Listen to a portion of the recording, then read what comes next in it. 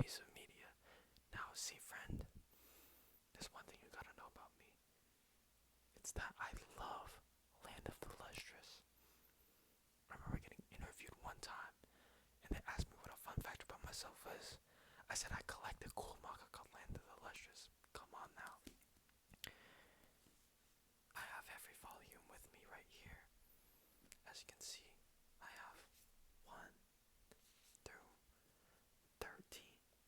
And honestly, I couldn't be more excited to tell you about this here manga, my friend. Basically, to be a good manga, you have to have a combination of a bunch of different categories that I believe make a beautiful manga. I think that there has to be an interesting main character, interesting relationships. I think this could be controversial. I think there needs to be aura and hype moments. Like Sakamoto Days is an elite manga because it has aura and hype moments in it. And honestly, it's that constant, like, really nice payoffs in the peak of something like a Sakamoto Days, something like a JJK Calling Games, or even like a Shibuya arc. That constant payoff of knowing, liking what you read, and being like, that's awesome. I think that needs to be present in every manga too. I think every manga needs to have competent art, and I think every manga needs to have what is it? I said art, interesting main character, interesting relationships, aura and hype moments, and then a plot to follow that makes sense and has like core themes tying in. Basically, it's kind of like, when you're taking AP exams and you get like that extra sophistication point when you write something really nice in your essays. That's kind of my last point, where like, yo, this story is really well put together, or this story really makes me feel something. And that, I believe all of those are things you get with Land of the Lustrous. See, here, I'm gonna try and keep this spoiler free, because I know I have some friends out there, including you, who have not read this manga yet. But we're gonna examine these volume covers real quick. Look at volume 1. I'm gonna take off volume covers until I can find one that's spoiler free. Come on now. Look at volume 10. That is a pretty cover. It's kind of unintelligible. You look at it and that's like, it's pretty, right? That's kind of spoilery. I would advise you not to like super spoil yourself on this series, because this series, I think a lot of value in this series is from experiencing the story, and I think that is a big part. I mean, I really am against spoilers in general, but experiencing the story here is super necessary. Here's another volume cover. Haruko Ichikawa is a wizard with these character designs. Honestly, when you're gonna open up the manga for the first time, it's gonna be a bit confusing, right? So, you're gonna have to bear with it for a second. Okay, there's one gripe with the manga I have. It's that when you open it up, I'm gonna grab volume 1 for you real quick. There's gonna be a bit of sort of ambiguity so as to which character is which, right? Hold up, I'm gonna have to like kind of mangle this. We'll try not to, but like, when you look at a panel, like, see this panel I'm pointing to, in the top left, if you don't know the plot, you don't know the show, this is not a very identifiable character, and that's where the anime comes in, and that's where I'm hoping there's not one in volume 1, but if you go to like, let's just go to volume 2 real quick, keep this as spoiler free as possible. Each volume is gonna have a unique page where they're just gonna go through all the characters right here, because the only real difference is their hair, right? Like their hair colors and their designs, they're all wearing the same stuff, but you see all the different characters here, and they're outlined. And honestly, it's just super interesting. super nice of Ichikawa, especially like when you consider like what this manga looks like. That that weakness is already accounted for, virtually leaving this manga with no weaknesses. It's accessible, even despite the gray format. And honestly, I also want to talk about the anime. It's something I recommend, is to start with the 13 episodes of the anime. And then that, you will see the colors, you will see that beautiful animation, you will see that first arc play out, those first like 3-ish volumes, 4-ish volumes. You're gonna see those play out. And you're gonna get to know every character, so by the time you enter the manga, you don't even need those sheets at the beginning of each volume anymore, because you're just gonna know each character, and I think that's beautiful.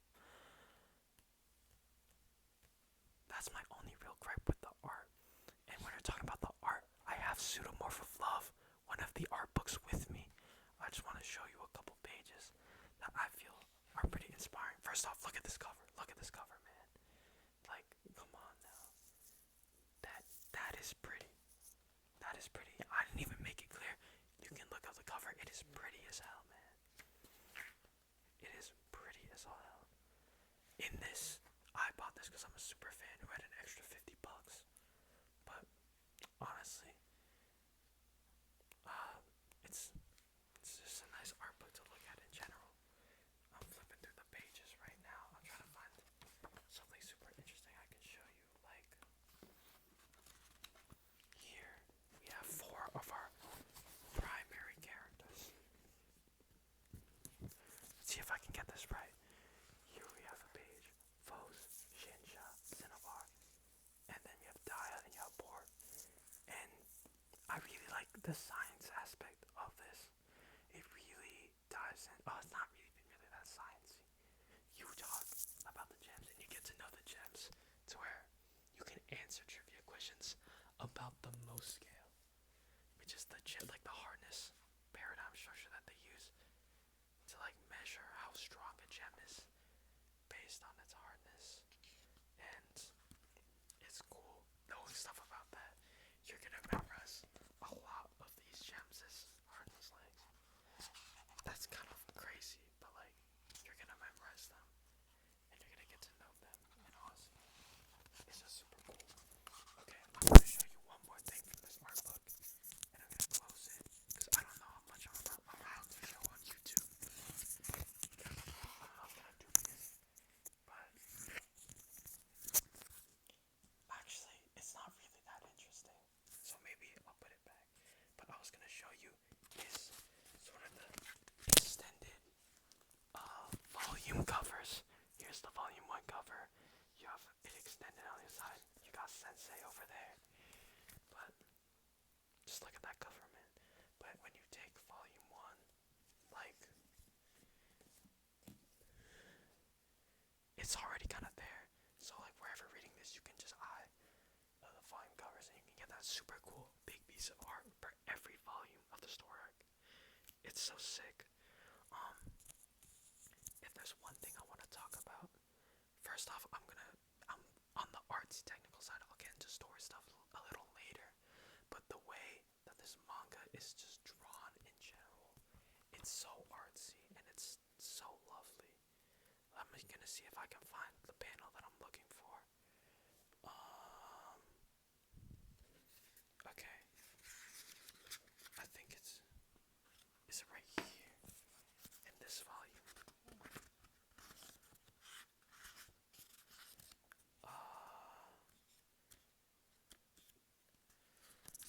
Let me check. It's probably my favorite panel.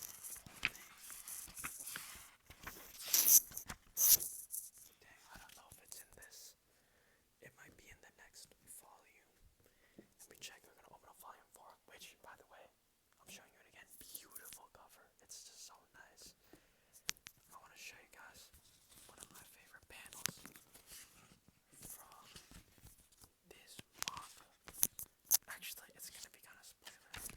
I don't really care that much now, because I think just looking at the manga at first glance on the first volume, it's not gonna look the most interesting, right?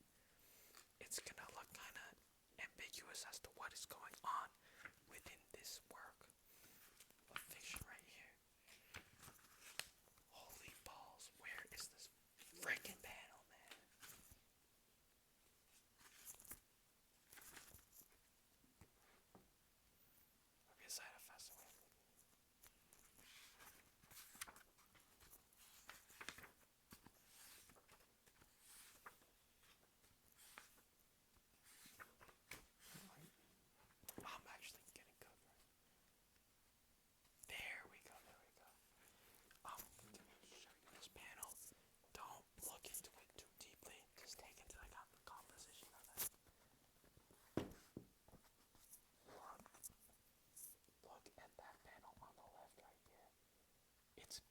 chapters right now in my recording, which is kind of buns.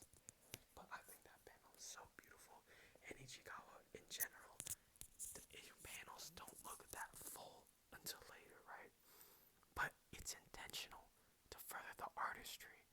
It's the usage of negative space. It's usage of really, really strong composition that drives her story home, and it makes her story that much higher quality and that much better of an experience to listen to. There's only 13 volumes of this work. I'm gonna get into the next strengths. There's only 13 volumes of this work, meaning it's pretty short. It's like 100 something chapters. Oh my god, I don't remember. It's like 108, 109 something chapters. Very short read. Or not very short read, but very acceptable time to read, especially if you watch the anime, which covers the first like 30-ish chapters, 40-ish chapters. You'll have to look up the actual number. I don't remember because I started manga only, right? But it's not a long time commitment. It's not like a One Piece, a JoJo's Bizarre Adventure, even like a Chainsaw Man. It's not gonna take super long to get through, and it's gonna be that high quality of a story anyway. It's like shorter than Steel Ball Run, not an actual chapter length, or not an actual amount of chapters, but in chapter length, and like total length. And so you're getting that high quality in that short size. It tells a whole story. It feels like a million chapters with how much content you're consuming and how interesting the story is, man. And I want to talk about my other 2 points: characters and character relationships. We have our main character, Phos, who's an immortal. All the gems are immortal. I'm gonna get into actual plot now. I'm gonna give you like a very rough synopsis. I'll read out the blurb actually of the first volume here.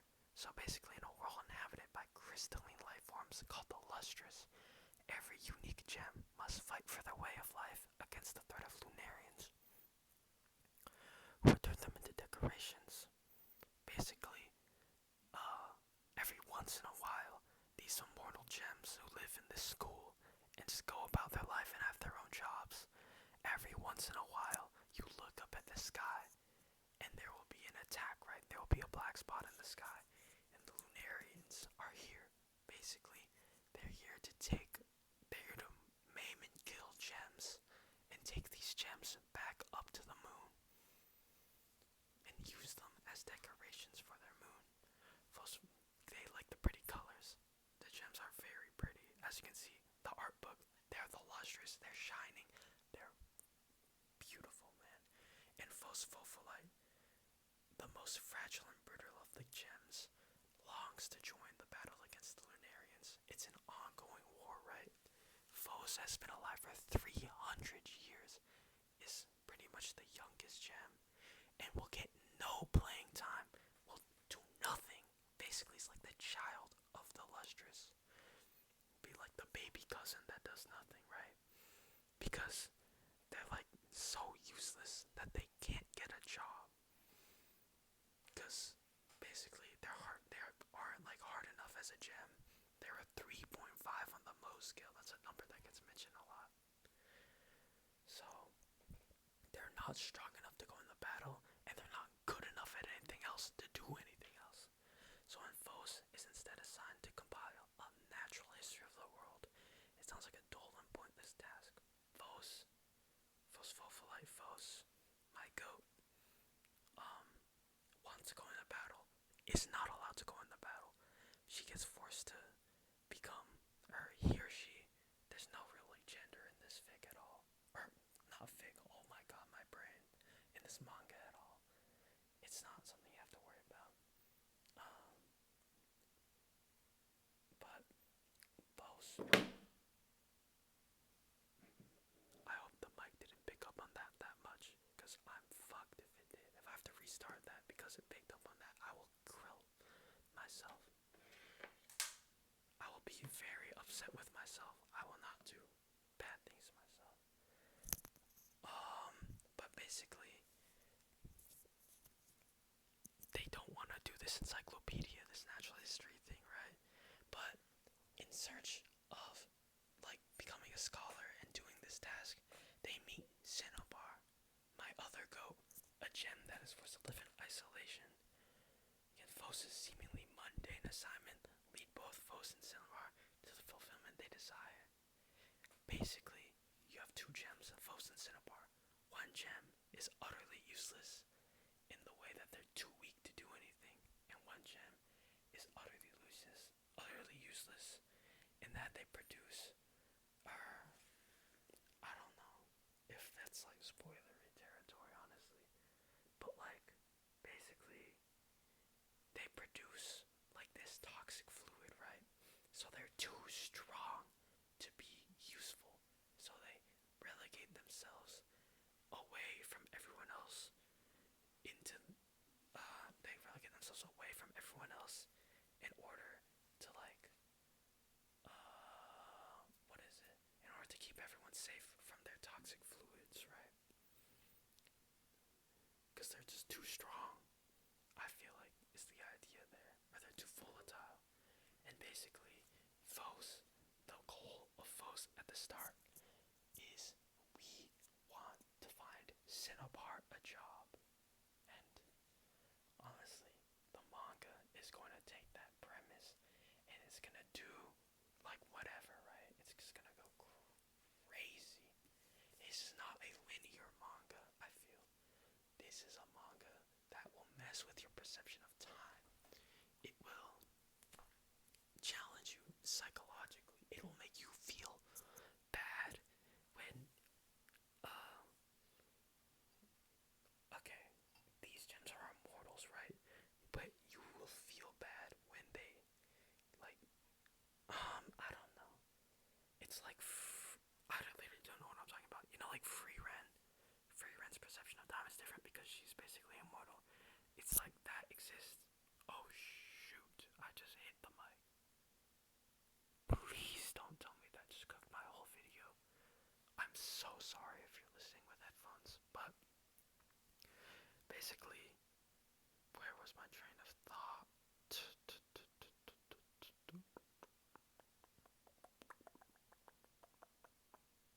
Oh my god, it's lost. It's gone. It's actually gone, bro.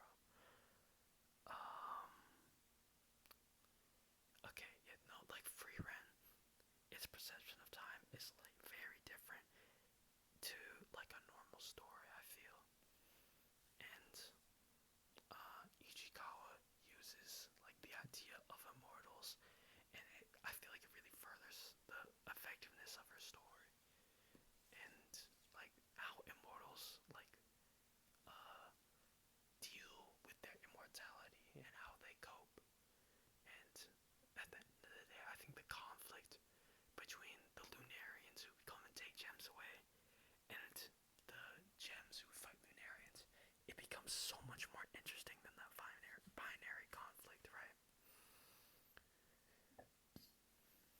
So, at the end of the day, Land of the Lustrous has those interesting character relationships between Fos and Cinnabar, which, honestly, if you're a fan of Madoka, it's kind of Doomed Yuri coded, I feel.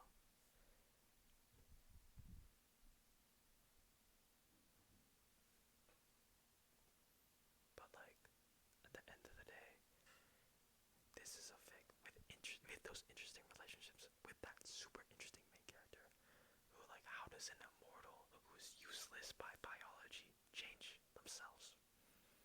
That is a question that gets explored so heavily, and it's just awesome to see. Fos has maybe the best character writing in all of fiction, bar none, as a main protagonist, and I'm not exaggerating.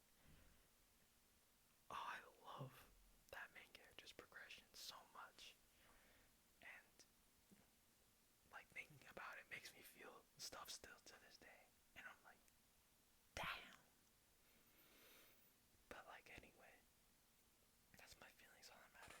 You have interesting main and side characters, those interesting relations I talked about. We already went over the wonderful art. I can flip through the art book again. Ichikawa is like a wizard, but I want to see if I can find another page I really like, so I'm gonna flip through this in the meantime. But Ichikawa is like that artistically, and the art he's not just like detailed to be detailed, right? No hate to what is his name, Boopchi. I think Doctor Stone is just detailed to be like detailed. I feel, and like I don't know, like rendered to be rendered fully. I guess is my like no shade. I think that like the series looks really good, but it looks really good almost like without like a real purpose, right? I think Land of the Lustrous looks good with purpose and with like insane purpose. Okay, here's something cute. We're playing tabletop games. Cute, cute, cute, cute. You got this little bit of fluff in there too. Um, honestly, um, it's kind of slow burn. That's what thousands of years passing will do to your work, because like you're dealing with the mortals, right? So of course their perception of time is gonna be different. I think Ichikawa handles that really well, and the slow burn doesn't feel too slow. Maybe like yeah, no, I think the slow burn doesn't feel too slow at all. I I just went over how good Fos is as a main protagonist. My favorite character. Oh, I'm on low battery. My favorite character is probably Fos, but like it's 1A and 1B between Fos and Cinnabar. Cause man, I love Cinnabar's character, man. They, I feel like if I had to compare, um, no, they're such good foils to each other. It's like crazy. It's like I don't know. I want to like not put down like other works of fiction while I uplift this. Like Doctor Stone is something I love. I did not want to like demean the detail and passion in that art just because the love of the game. But like when I think of Fos and Cinnabar and Fos and anyone in this big Fos and Sensei, Fos and the Lunarians, and I think those relationships are just it's something so detailed and it's something so literally like compelling, and it makes the character of Fos feel like such a complete character. This is the story of Fos first and foremost. You will know this character inside and out, and when it's a character that's bad, that's not a story that you want to read. Knowing a mid character, it's like a bad OC fig. But when it's a story that's phenomenal, with a character that's phenomenal, that is something that you want to read all the time, man. Dissecting, it's like crazy. It's like stupid metaphor or stupid simile, but it's like having a full course meal that is centered. It's like steak and potatoes, but it's centered around a raw steak versus a prime Kuga Foods medium rare dry aged for 30 days in chili oil with the compound butter or something. Man, it's actually really crazy how much of a behemoth of a character Fos is. And the music is great too. Don't get me started on the music. The anime opening is crazy good. It's so it's really really beautiful. That waves in the mirror Kyomen no Nami. I know Dasby did a cover of that. It's also fire. What else do I even want to talk about? Like dialogue wise, it's very strong. Fos has like so many foils. It's like, you know, in Hamlet, you got Hamlet, and then you're introduced to like Fortinbras, who is like different Hamlet, and you're introduced to Laertes, which is like different Hamlet. You have Fos, and you're introduced to Cinnabar, and you're introduced to all these other gems who are, I mean, I guess I can say names. You're introduced to Antark, Ghost, and Karen.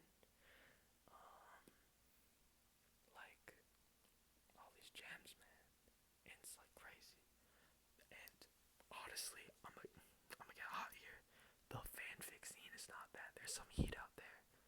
Uh, Definitely look at some of those. Um, like honestly, this is like a very. I know I mentioned there's kind of like doomed Yuri aspects to it, where it like kind of gave those same vibes, right? But there's not ever gonna be a romance with the main character that is like in your face, like oh my god, and that will like detract from the story. Like you know that. Okay, I'm actually gonna detract from another story here because it's bullshit. You know the Naruto anime where they had that scene with like Sakura confessing to Naruto in like the snow in this irrelevant like arc for no reason. That did not need to be in Naruto.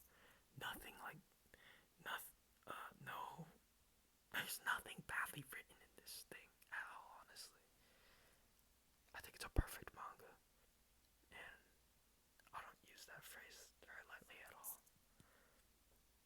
Where like the manga does nothing wrong, I feel in my head, aside from like that issue I addressed at the start, which is like a non-issue about like the characters kind of looking the same because put them in color and they don't look the same. It's just that manga happens to be black and white, and that's the only disadvantage of Land of the Lustrous being a manga because Haruko Ichikawa Sensei, man, uses manga as like an art form to its fullest. It's not just a story that happens to be manga, it was meant to be manga. And then the anime, it had to be an anime because it's a perfect adaptation. It's the only good use of CGI ever in media besides like the Steel Ball Run horses we saw that look pretty good. Anyway, that's all I got for you. I would run through all the volume covers, but I don't want to put too many spoilers in here. So, I don't know. Click away now if you don't want me, if you don't want to be spoiled and you actually want to read this story. This absolute monolith of fictional storytelling. I'm gonna go through my manga now. Here we have volume 1. This is such a grim setup. I'm gonna hold it like this. Volume 1. Here's our back. Sensei, this is the blurb I read. Put that to the side. I'm gonna grab volume 2 now. Except I don't know where it is. There it is. This might be one of my favorite volume covers. Look at the back. At the front. This is very pretty. I did an art piece around like the ocean theming of this a while ago. Here's volume 3. By now, if you wanted to remain spoiler free, you should have already clicked away. Here's volume 3. I think this cover is already very pretty. Backside, not that interesting. It's actually pretty interesting. But like, there's no character on the back, is what I'm saying, not that interesting. Volume 4, I'm gonna show next. My favorite volume cover. Maybe my second favorite volume cover. I don't know, look at that. Land of the Lustrous Volume 4. The backside is very cute.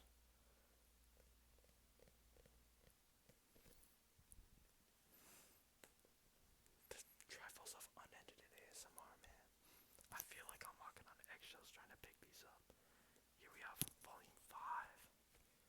Have some new characters introduced. There's our guy. Here's our backside. Got a bunch of hair. Oh my god, I almost just... It was almost not good. Oh, you know what was really funny? I've talked about this with my friends. Land of the Lustrous constantly gets compared to Steven Universe because gemstones, ha ha ha. On the back, I don't like it because there's such different forms of media. It's like almost disgusting to me. But like on the back, it said like action manga for fans of Steven Universe, and I'm like, man, why are we putting that on the back? Yeah, okay, it's on the back of volume 2. Look at it. It says an elegant new action manga for fans of Steven Universe. Bro, what is that, bro? It's like what am I about to compare it to? I was about to compare it to something stupid. I don't know. Like, I guess like Pokemon versus Persona.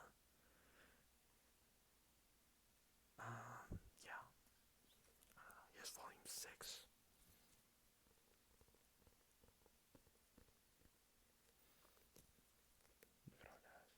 Also, like, okay, what am I gonna say? I think that all the characters are just so pretty in like a platonic way, I guess. In like we can appreciate beauty way, because the characters are all designed to be inherently super beautiful.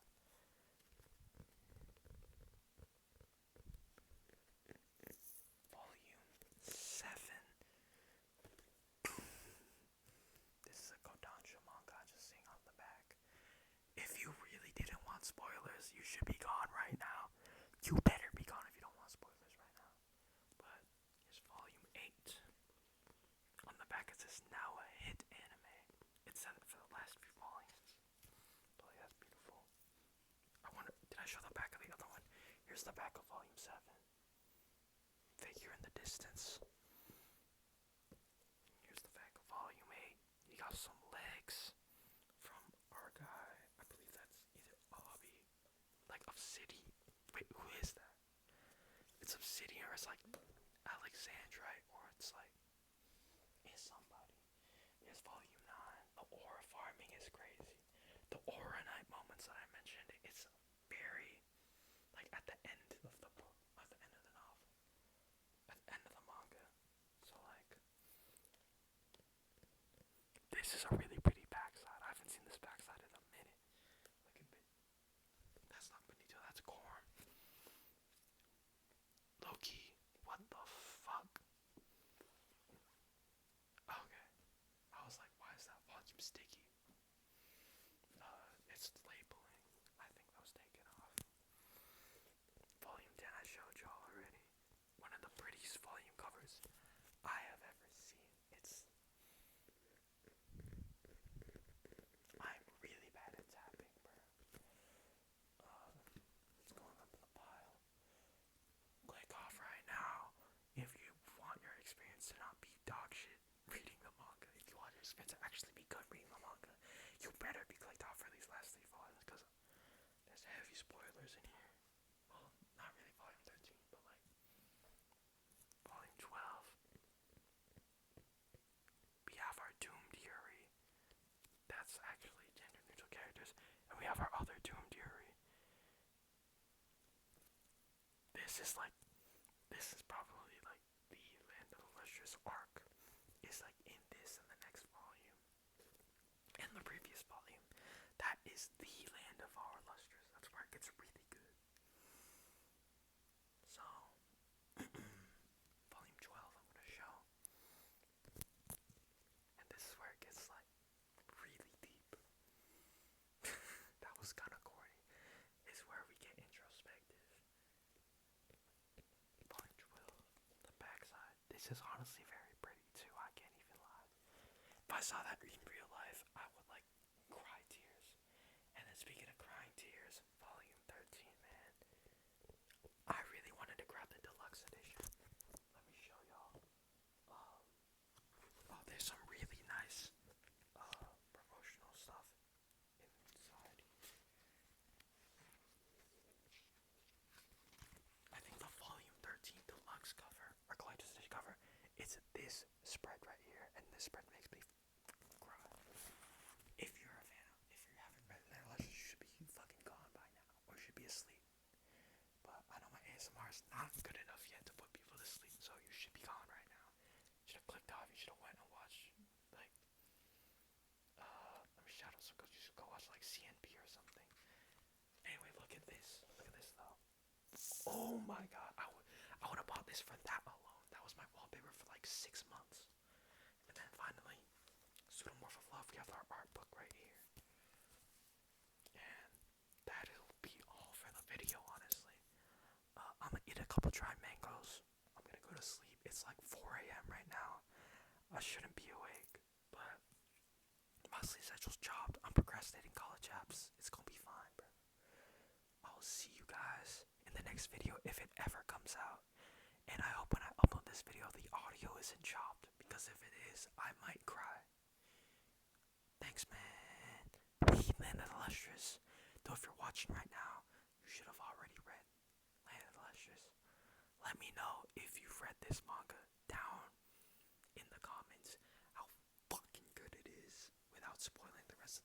If you spoil in the comments, you're dying.